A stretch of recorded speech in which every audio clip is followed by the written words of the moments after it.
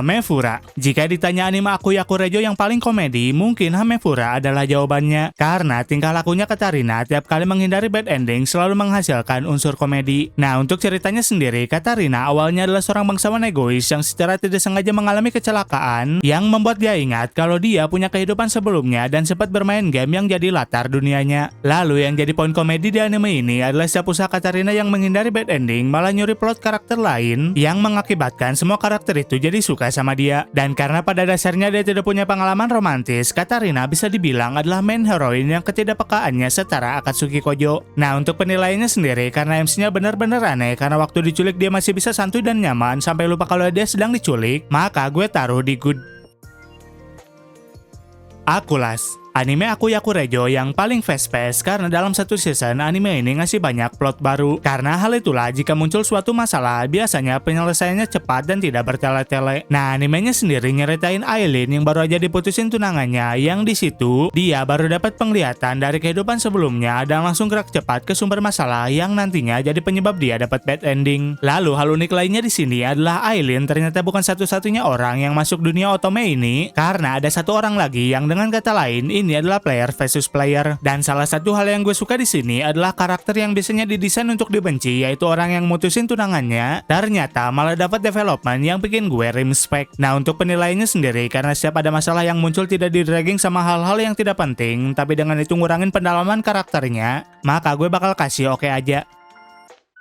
Sunline. Anime Akuyaku Rejo yang paling unik konsepnya karena MC-nya itu bukan hanya di dunia otome tapi di real life juga. Nah, untuk ceritanya sendiri ada seorang pangeran bernama Sig yang punya tunangan seorang tsundere bernama Liselotte yang hubungan mereka sendiri bisa dibilang rumit karena Sig tidak tahu kalau sifat tunangannya itu adalah tsundere. Tapi setelah diberitahu oleh MC di real life bernama Endo, Sig jadi paham kalau sifat tunangannya itu bukan membencinya melainkan sangat menyukai tapi tidak bisa mengungkapkannya. Nah, karena tidak ada unsur pertunangan dibatalkan, jadinya ceritanya fokus ke bagaimana Sig bisa menghindarkan Liselotte dari bad ending. Lalu jika ditanya yang menarik di sini adalah reaksi kita terkadang diwakilkan oleh dua orang ini, apalagi jika scene-nya itu mengandung gula. Selain itu, yang menarik lainnya adalah saat nonton anime ini kalian seperti nonton bola karena mereka berdua bertindak seperti komentator dan analis. Nah, untuk penilaiannya sendiri karena anime ini happy ending sehappy-happynya, tentunya gue bakal kasih good.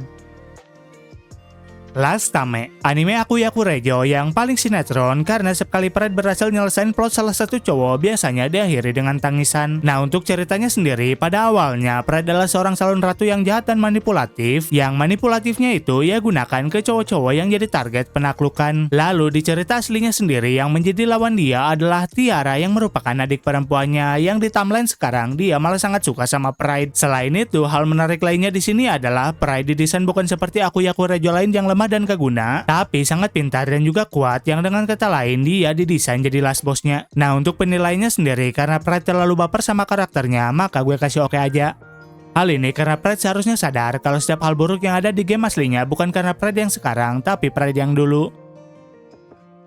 Wataoshi. Anime Akuyaku Rejo yang paling beda dan paling menyimpang dari semuanya. Karena MC-nya itu bukan bereinkarnasi jadi Akuyaku Rejo, tapi jadi main hero-nya yang anehnya Rei malah mencintai Akuyaku Rejo-nya. Nah, untuk ceritanya sendiri, Rei pada awalnya adalah seorang pekerja yang hobi banget main game otome, yang suka banget sama karakter Akuyaku Rejo-nya yaitu Claire. Dan bisa dibilang juga karakter Claire ini adalah alasannya hidup saat masih di dunia dan juga penyelamatnya. Karena hal itulah saat dia bertemu dengan Claire asli, dia selalu menyatakan cintanya walaupun dia juga sering dibully Claire. Yang buliannya itu malah jadi poin komedi juga karena di sini yang ngebully malah terlihat tersiksa. Nah, jika ditanya yang menarik dari anime ini, tentunya adalah kelakuan anehnya Rei dan reaksi balasannya dari Claire. Untuk penilaiannya sendiri karena ceritanya benar-benar menghibur walaupun menyimpang, tadinya gue bakal kasih good. Tapi karena unsur menyimpangnya double, yaitu ada roman kakak dan adik, makanya gue turunin jadi oke. Firmun Teikoku. Anime Akuyaku Rejo yang paling asik openingnya, paling banger, dan juga paling earworming.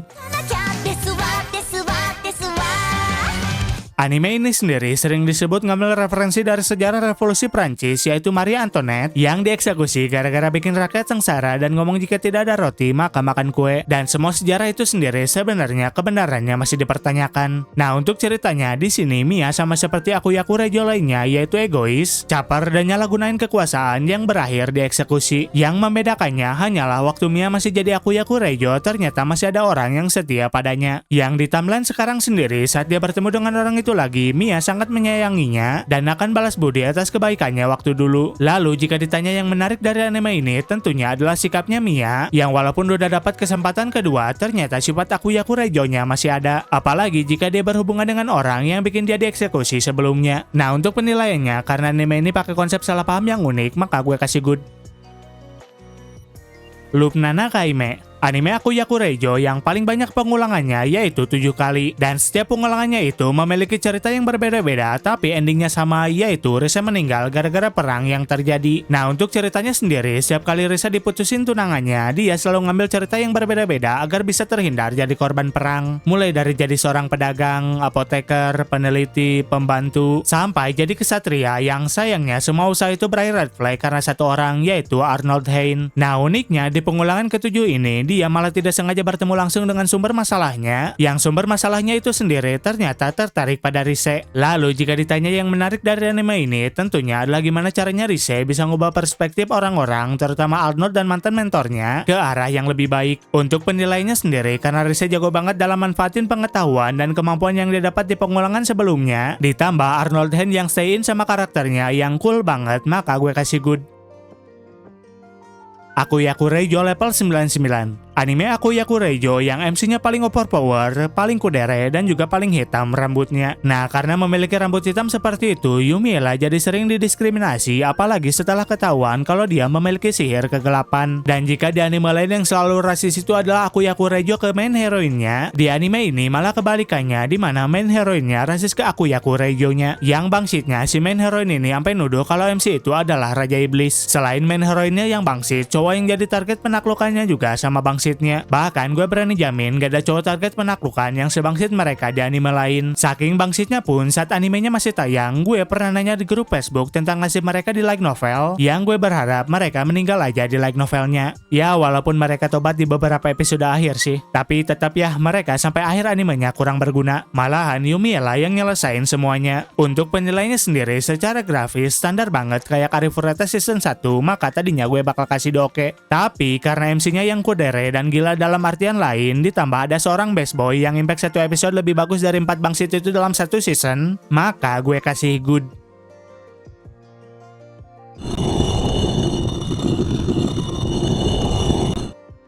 Rekiyaku. Anime Akuyaku Rejo yang paling Akuyaku Rejo dari semuanya, karena saat masih di dunia, dia pernah berharap jadi Akuyaku Rejo jika bisa dilahirkan kembali. Nah, saat harapannya jadi kenyataan, dia selalu mencoba untuk bisa menjadi Akuyaku Rejo terhebat yang ia impikan. Karena hal itulah, saat ada kesempatan untuk menunjukkan kejahatannya, dia selalu mencoba untuk bersikap jahat. Yang sayangnya, daripada disebut Akuyaku Rejo terhebat, dia kerap kali terlihat seperti anti-hero di anime shonen fantasi. Selain itu, ia juga bisa dibilang sebagai salah satu MC Akuyaku Rejo yang paling badass, yang tidak ragu-ragu ketika melakukan sesuatu. Contohnya saat dia rela memberikan matanya pada orang yang ia anggap pantas. Nah, untuk penilaiannya sendiri, karena MC-nya tetap fokus ke tujuan utamanya sampai menunda romen untuk sementara, ditambah dengan penyelesaian konflik yang gak banyak drama dengan main heroinnya, maka gue kasih good. Akuyaku Rejo Ojisan. Anime Akuyaku Rejo yang paling aneh karena MC-nya itu adalah cewek tapi cowok. Cewek fisiknya dan cowok jiwanya. Selain itu, relationship Akuyaku Rejo dengan main heroinnya sama anehnya juga. Karena daripada disebut teman, mereka malah seperti ayah dan anak. Nah, untuk ceritanya sendiri, Kenzaburo awalnya adalah seorang birokrat berusia 52 tahun yang ditabrak truk, mengalami koma dan jiwanya masuk ke dalam game. Uniknya di sini adalah tingkah laku Kenzaburo sebagai Grace ternyata bisa dipantau oleh keluarganya di dunia. Bahkan di beberapa keadaan, keluarganya bisa mengontrolnya. Lalu jika ditanya yang menarik dari anime ini, tentunya adalah tingkah lakunya Grace, di mana tiap kali dia ngebuat momen agar main hero-nya bisa dekat sama salah satu cowok, hasilnya malah jadi bumerang bagi dirinya karena baik main hero-nya maupun cowoknya malah jadi tambah suka sama Grace. Nah, untuk penilaiannya sendiri, karena di animenya tidak ada scene roman buat Grace dan konsep kesalahpahamannya tetap bisa menarik, maka gue kasih good.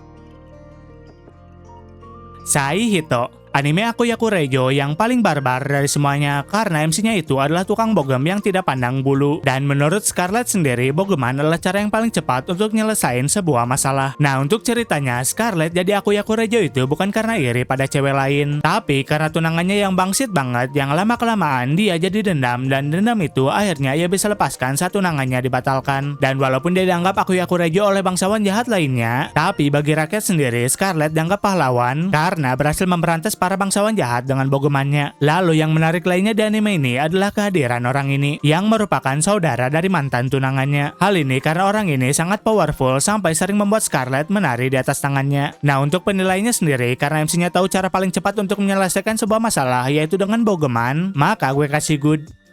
Apalagi anime ini agak unik karena reinkarnatornya itu adalah seorang villain. Selain itu, alasan lainnya gue nonton anime ini adalah gara-gara seiyunya. Karena seiyunya ini sama dengan Rentaro, Nano, dan Karane. Tensei Akujo, anime Akuyaku Reijo yang paling mimpi basah dari semuanya karena latar dunianya sendiri bukan diambil dari game atau kerajaan abad pertengahan, tapi dari buku hayalnya waktu SMP yang isinya adalah fantasi memalukan tentang dia. Saking memalukannya pun dia kerap kali geli saat berurusan dengan hal yang dia buat di masa lalu. Nah, untuk ceritanya sendiri, Konoha awalnya adalah seorang Chunibyo yang benar-benar akut, yang sangat yakin kalau suatu saat nanti dia bakal dipanggil ke Isekai. Dan bener aja saat dia dipanggil ke Isekai, dia dipanggil tapi dalam kondisi yang paling buruk karena dia tereinkarnasi jadi seorang Akuyaku Reijo. Padahal main heroinnya adalah wujud sel insertnya waktu dia masih SMP. Nah, untuk penilaiannya sendiri secara story biasa aja karena setiap konflik itu penyelesaiannya adalah ingatan di menit akhir. Padahal akan lebih bagus kalau ada build up dulu. Lalu secara komedi pun kurang, apalagi momen keringnya dia itu tidak terlalu terasa bagi penontonnya. Dan jenis komedinya juga malah ngingetin gue sama anime School Rumble dan Seton Hanayome, tapi versi kurangnya. Maka dengan semua penilaian itu gue bakal kasih di bed.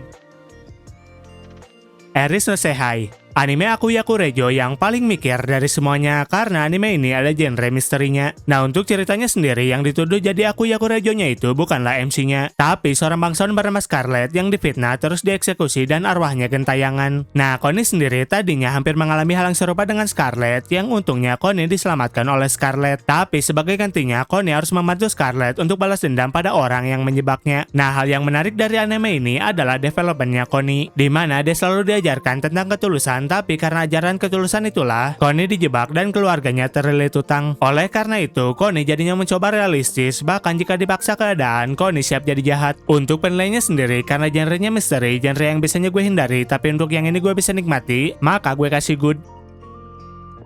Akuyaku Reijo Waringoku, anime Akuyaku Reijo yang paling cepat alurnya karena sebelum selesai story game pertamanya, anime ini langsung transisi ke story game sequelnya. Nah, untuk ceritanya sendiri sama seperti Akuyaku Reijo lainnya, Tiara Rose dipermalukan di depan umum karena tunangannya itu dibatalkan. Yang menjadi bedanya adalah ternyata cowok dari target penaklukan game sequelnya tiba-tiba muncul, dan kemunculannya pun tidak lain untuk melamar Tiara Rose. Nah, yang menariknya di sini adalah poin penyesalannya karena orang yang mutusin tunangan sama Tiara Rose ternyata cuma butuh beberapa hari untuk sadar kalau selama ini dia salah. Karena saat Tiara Rose sering menegurnya itu semua agar dia bisa jadi pangeran yang lebih baik. Lalu hal unik lainnya di anime ini adalah baik Tiara Rose maupun main hero-nya ternyata seorang reinkarnator. Tapi Tiara Rose cuma nyelesain game pertamanya doang, sementara main hero-nya sampai game sequelnya. Nah, untuk penilaiannya sendiri karena MC-nya sering ke distract sama hal-hal receh, padahal cowoknya udah jelas setia sama dia, maka gue kasih oke aja. Gekai Elise, anime Akuyaku Reijo yang bukan Akuyaku Reijo, karena Elise merupakan Akuyaku Reijo yang secara harfiah doang, bukan secara inti dari semua cerita. Nah, untuk ceritanya sendiri, Elise awalnya adalah seorang bangsawan jahat atau Akuyaku Reijo yang bikin negaranya kacau sampai dia harus dieksekusi. Setelah dieksekusi itulah entah bereinkarnasi atau terisekai ke latar masa depan, dia memutuskan untuk menebus dosanya dengan menjadi seorang dokter. Tapi saat dia sudah menjadi dokter yang hebat pun, dia meninggal lagi. Yang anehnya, dia kembali lagi ke masa saat dia jadi Akuyaku Reijo. Nah, disinilah daripada mengejar pangeran seperti sebelumnya, Elise lebih memilih untuk menjadi seorang dokter. Yang mana pilihan itu malah bikin pangeran jadi tertarik sama Elise, padahal di kehidupan sebelumnya dia cuek banget sama Elise. Lalu jika ditanya yang menarik dari anime ini, tentunya adalah sedikit ilmu kedokteran dari Elise dan fokus utama Elise pada tujuannya. Untuk penilaiannya sendiri, walaupun tidak ditulis tema Akuyaku Reijo-nya, tapi secara cerita karena ilmu kedokterannya menarik, pastinya gue kasih good.